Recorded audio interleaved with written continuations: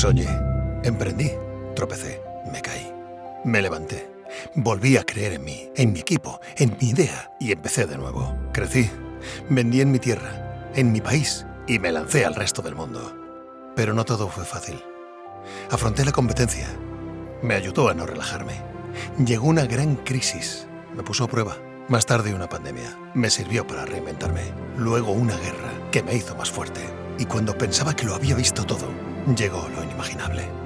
Para mi empresa, para mis trabajadores, para mis proveedores, para mí. Y lo peor, para mi tierra y mi gente.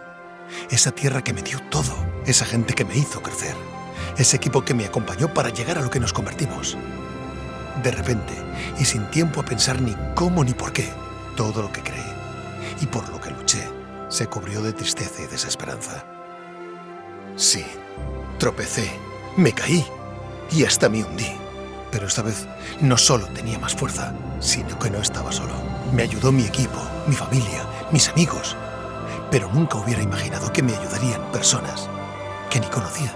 Venían de todas partes, anónimas. Solo preguntaban, ¿qué necesitas? ¿A dónde vamos? ¿Cómo te ayudamos?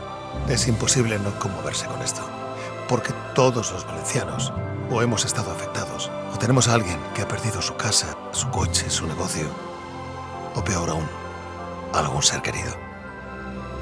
Quiero dar las gracias a los de siempre, esos que siempre están, esos por los que luchar, esos que hoy están muy cerca, cuanto más lejos ves la solución, y a los tantísimos desconocidos que nos sorprendieron con su generosidad.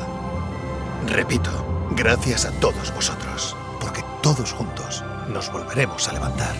Por eso os ofrendo un gracias Valencia, gracias España, visca mi tierra, visca mi gente, visca Valencia.